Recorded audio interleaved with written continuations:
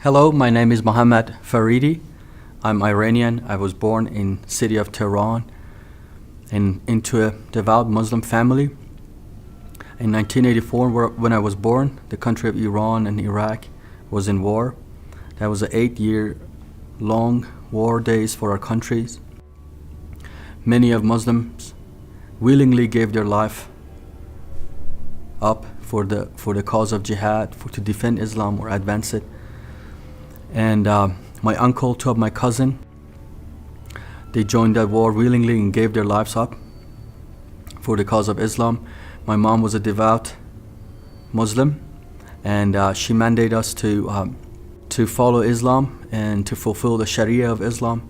Even though we speak Farsi in the country of Iran, we had to learn Arabic in order to speak to the God of Islam. That is the only language accepted by Allah, the God of Islam.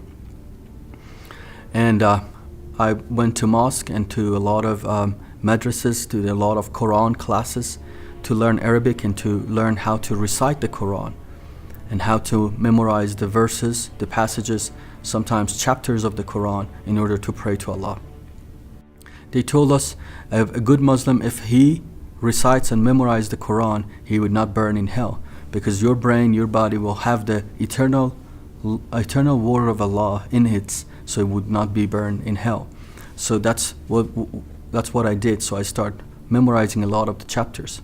One day I was praying to Allah, and at the time of my prayer, when I was 7 and 8 years old, and I was praying in Arabic and reciting those prayers, but I did not understand what I was saying. So I went to my mom and asked her, "Mom, is this God, the God of Islam, would not speak Farsi? Does he understand Farsi? Can I speak to him in Farsi?" My mom said, you do not want to be tormented by Allah. You do not be tortured by Allah.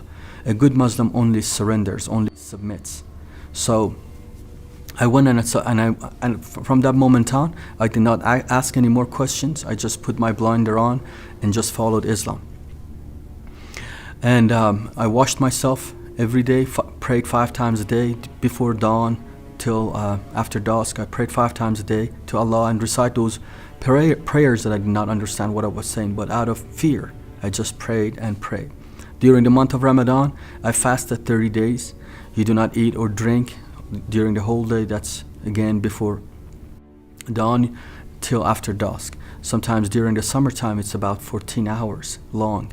It was hard, but we did it because as a Muslim, we do not know what is going to happen to us at the day of judgment. Allah will hold a scale, and in that scale, He put the good deeds on the right hand, the bad deeds on the left hand.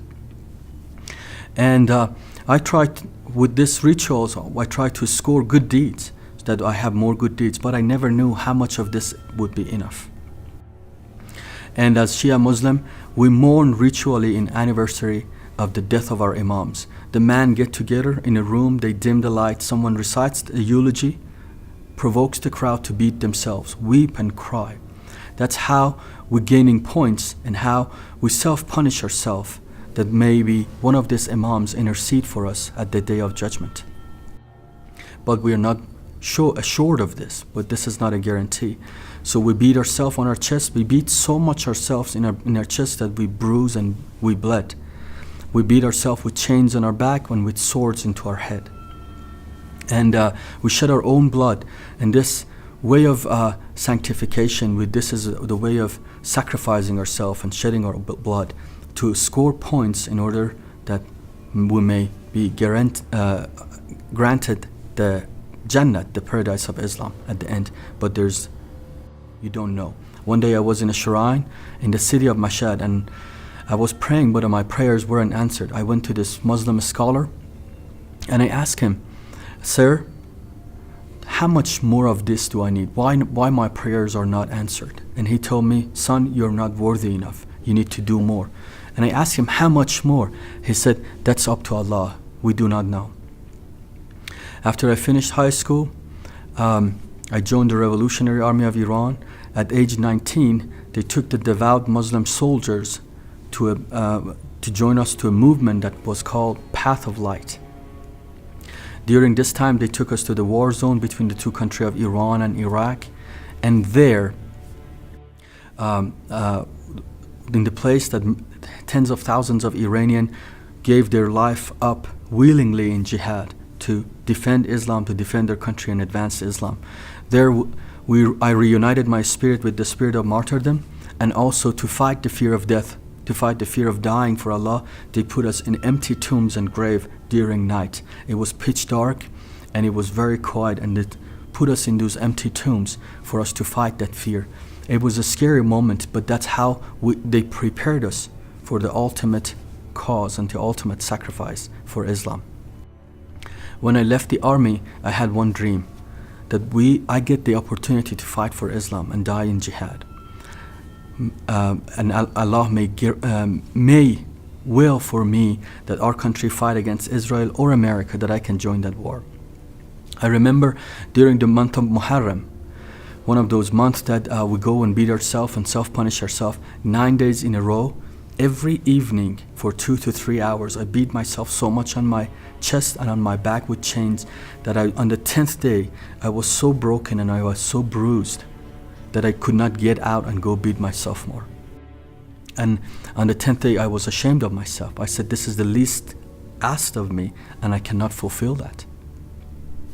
When I finished the Revolutionary Army with that dream, I was in a lot of despair, a lot of depression, and I was hopeless, and the only hope I had to die.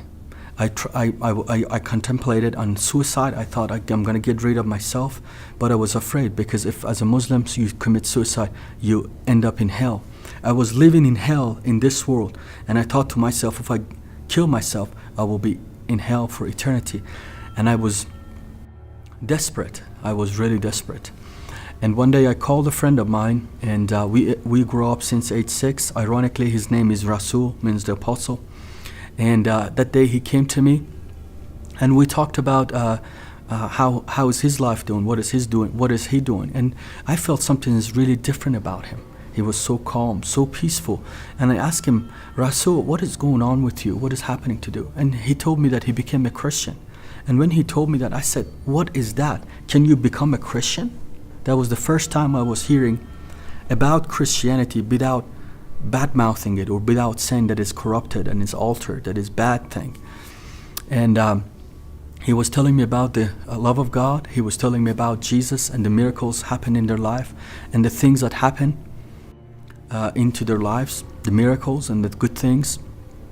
And we talked about 2 hours. Many of those stuff I didn't even hear him. It was going over my head. And we argued and we discussed, and I tried to counter his arguments and the things what he was telling me. The God I was talking to him about, it was an unknown God.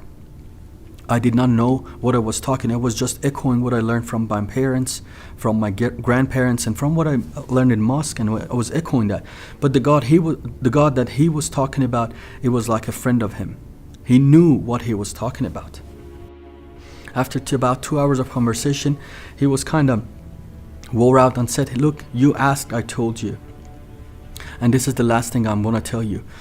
Jesus, he was beaten, he was bruised, he was crucified, he was his blood was shed, and he died for your sin that you have everlasting life. When he told me that sentence, he said, God so loved you that he has given his only begotten Son for you and for your sin, that you have everlasting love, that you have eternal life. When he told me that, every lie that Islam till that moment was telling me was exposed in front of my eyes. I was beating myself, I was bruising myself, I was cutting myself, I was shedding my own blood, and ultimately I was going to become the sacrifice for Islam. He told me it was all done in what Jesus has done for you. When he told me that, this message pierced my heart, and I fell down on my knees, and out of desperation, I asked him to pray for me. I said, I want that, I want that. And he prayed for me, and when I opened my eyes, everything in the world got a new color. Everything that was a shade of gray, everything was black, it got colors. I could see colors, I could smell. Something within me came alive. There was something in me that always bothered me. It was always restless. for the first time in my life, came to the peace, came to calm. And I told him what has happened. He said, Jesus has came to my life. I did not understand what he said and what is the meaning of that, but I was enjoying the moment, because for the first time as a Muslim, I felt peace in my life. As the conversation ended, but he told me he has to go. As I was walking home, I was thinking to myself, if Jesus has died for me, why nobody has told me? If somebody has done a great thing for you, why they kept it away? Why they are not telling me that?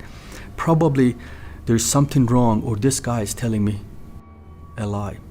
So I went on a journey of finding out about if this actually happened to me. So a couple weeks later, me and him, we went to visit a church. And as soon as I walked through the gates to go to the sanctuary, I had an encounter with the God of this universe. Something like a cloud came around me and gave me a hug. And within myself, 2 times I heard, "You're home, you're home." It was so tangible. I looked around myself. I said, what has happened to me? I could not feel my weight. I was so weightless. I was so peaceful. And the church services started, and they start clapping hands and celebrating and rejoicing and playing music. It was really strange to me. It was really odd. For the first time, I was in a ceremony that the people did not mourn, weep and cry and beat themselves and cut themselves and bruise themselves. They were actually clapping hands and rejoicing. They were having a hope that it was missing in Islam, and that was the hope that they knew after they die what's going to happen to them. When we Muslims, we did not know about that. We did not know what is going to happen to that. So we mourned and wept, and we were afraid of the future.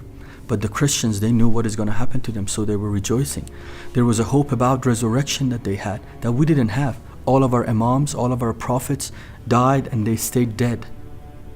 But Jesus died, but he was resurrected in the 3rd day. So they had a hope that we were missing it in Islam. And after the church service, my friend out of his pocket bought me a New Testament in Farsi. He said, "This is the living word of God written for you and for my life." I said, "I don't understand what are you saying, but I want to know if Jesus has died for me." So I took the book home and I started reading it. And the more I read the Gospels, or the more I read it, the more I got connected to it. And I came to this verse in Matthew chapter 11, verse 28, 29, and 30. "Come to me who all labor, who are weary, and who are having heavy laden, and I will give you rest. Take my yoke upon you, for I am gentle, for I am humble." And I looked at the book. I said, how did you know I was weary? How did you know I was heavy laden? How did you know that? It's impossible. The book was talking to me, to my situation, like never before, like nothing else. I thought to myself, this cannot be right. Somebody has walking around writing this book about me and my situation. And I said, there is something wrong. Something is going on. And I thought I've been manipulated. I think I've been controlled. And when the next time I went to the church, I looked at people's book to see if their Bibles is a personal Bible, or everybody has a personal Bible. And I looked in, but it was the same. And I asked him, is this verse talking to you like this? And they'd show me the other verse that talked to them. And when the next time I was in a church, this time a gentleman came and shared his testimony of how he was healed of cancer. And he was a Muslim. The doctors rejected him, and he was going home to die. They said, there's no hope for you. We cannot do anything for you. And this gentleman in the church was sharing his testimony that he was going home. He see the cross over this church, and he comes in it, and there's some Christians in the yard, and he asked them, guys, can I give your God a try? I'm gonna go die. So they gather around him, they lay hand on him, and as they pray, he sees a hand with a print of nail touch his neck. And he goes home, he's not dying, he's getting it better. So he goes to the doctor, and there, when they run a checkup for him, they say that you're totally cancer-free, and we have never seen such a thing, not like that. And as he is sharing this testimony in the church where I was in there, I thought to myself, I have read that in my Bible. You will lay hand on the sick and they shall recover. And I said, this is actually happening. This God, what he says, he's actually happening today. So that day, I came to a conclusion for my investigation, and for the second time, I gave my life to Jesus, and I said, I'm not looking no more for any other things. So I became a Christian, and I was excited about it. I was going to home to tell my parents and my friends about it, but I committed a sin that is unforgivable in Islam, and that's the sin of shirk, the sin of apostasy. I tried to keep it quiet, but after a while my parents understood about it. My dad got really violent, kicked me out of the house, beat me and kicked me out of the house, and I was out of my house for 4 months. 2 times my life was threatened, once by my cousins. They realized I'm a Christian and they told me, you betrayed Islam and you will pay for it. And I started working, when my dad cut the financial support, I started working for a taxi agency. I put my New Testament in dashboard. I drove my taxi in Tehran and different cities. And whoever of the passengers I had asked about, what is that book? What is it saying? I got the opportunity to share with them about Jesus. The owner of the taxi agency once came to me and told me, the people already have reported you, and if the government gets their hand on you, not that they only hurt you, they will hurt your family. I was afraid for my life, but I was much more afraid for my family's life, because they're still Muslim and they haven't do anything. It was all on me. So I tried to, the taxi agency owner tried to protect me, so he fired me.